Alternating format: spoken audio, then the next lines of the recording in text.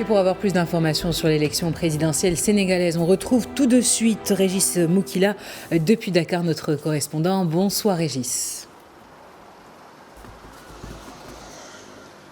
Bonsoir.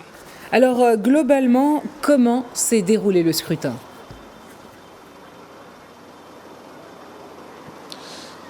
Disons que ce scrutin s'est déroulé dans des parfaites conditions. Les bureaux de vote ont respecté l'heure, c'est-à-dire 8 heures. Dès 8 heures déjà, les bureaux de vote étaient ouverts. Dès l'entrée même de ces bureaux de vote, on pouvait déjà voir les populations sénégalaises, en l'occurrence ces électeurs-là, qui attendaient l'ouverture.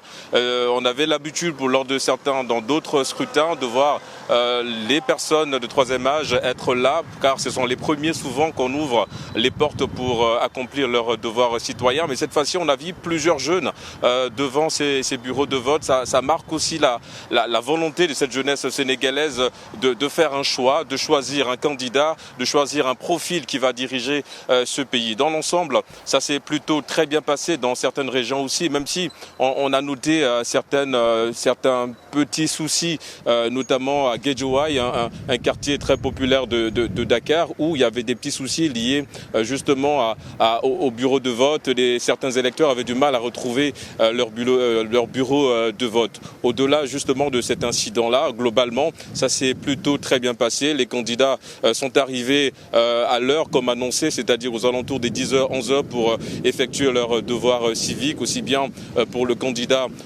du pouvoir Amadou Ba ou encore le candidat de l'opposition Khalifa Sall. De façon globale, ça s'est super bien passé au Sénégal, ce scrutin. Pas d'incident noté, à part des petits problèmes liés au bureau de vote. Alors on le sait, ce scrutin était très attendu après le report annoncé par le président sénégalais. Aujourd'hui, est-ce qu'on a des chiffres sur les taux de participation ? Oui, il faut dire que jusqu'à 17h, 18h à Dakar au Sénégal, on était à 52% en taux de participation. Ça va évidemment augmenter parce que il y a encore des chiffres qui tombent et évidemment à chaque fois on réactualise un petit peu. Mais jusqu'à 17h, on était à 52% de taux de participation. C'est assez significatif ce taux. Comme je le disais tout à l'heure, dès 6h déjà, quand on quittait pour se rendre dans les différents bureaux de vote, on voyait cette masse, cette foule de Sénégalais qui marchaient et qui étaient, on va dire, confiants à l'idée d'aller accomplir un acte important pour le Sénégal. Ce taux de participation est, on va dire, fortement représentatif par des jeunes. Ces jeunes-là aussi qui ont besoin de changement, ces jeunes qui ont besoin de nouvelles visions et comme ils ont tendance à le dire, tout ce qui est fait pour nous, sans nous, est fait contre nous. Et cette fois-ci, ils ont besoin d'être complices, d'être proches de ce nouveau président de la République du Sénégal, et c'est pourquoi cette jeunesse a décidé d'aller dans les bureaux de vote. Cette jeunesse a décidé de faire entendre sa voix à travers le vote, et c'est ce qui explique aujourd'hui ce taux de 52% jusqu'à 18h évidemment. Alors, on savait qu'il y avait deux grands favoris pour cette élection, le candidat au pouvoir Amadou Ba et en parallèle Bassirou Diomaye Faye, qui est le dauphin du chef de l'opposition Ousmane Sonko. Alors, est-ce que déjà on a des premières tendances qui se profilent ? Oui, il y a quelques tendances, quelques résultats qui tombent même à contre-gouttes, parce qu'il faut rappeler que les bureaux de vote ont fermé à partir de 18h. Dans certains bureaux, on est encore au stade du dépouillement, de décompte aussi dans certains bureaux de vote. Mais du peu d'informations que nous avons déjà dans certains bureaux de vote, il faut dire que oui, les tendances pencheraient beaucoup plus pour le candidat de l'opposition, Bassirou Diomaye Faye. C'est le cas, par exemple, dans certains bureaux à Touba, où Bassirou Diomaye Faye a complètement raflé certains bureaux de vote. C'est le cas aussi de Ziguinchor où le candidat proche de Ousmane Sonko a brillé également.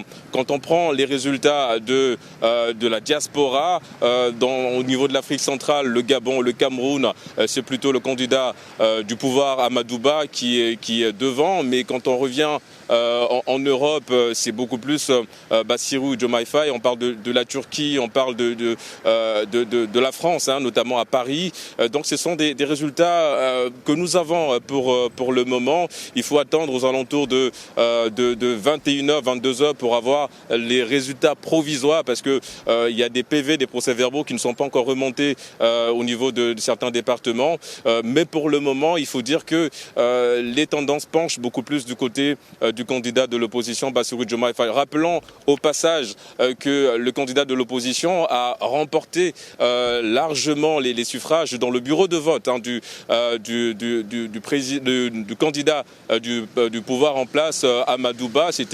On y était déjà ce matin hein, aux Parcelles Assainies, dans ce bureau 6 où le candidat du pouvoir en place a voté. Il a largement perdu au profit de Bassirou Diomaye Faye. Donc c'est dire à quel point les tendances pencheraient beaucoup plus du côté de Bassirou Diomaye Faye, mais on va attendre parce que ça évolue, les résultats tombent à contre-gouttes. On attend beaucoup plus les résultats de Dakar, parce que rappelons-le, Dakar c'est près de 26% de l'électorat. C'était 1 800 000 électeurs annoncés rien que pour la région de Dakar. Il faut dire à quel point cette région elle est stratégique et pour le moment les résultats avancent à contre-gouttes. Eh bien, merci Régis Mokila pour ces précisions. Je rappelle que vous êtes notre correspondant à Dakar.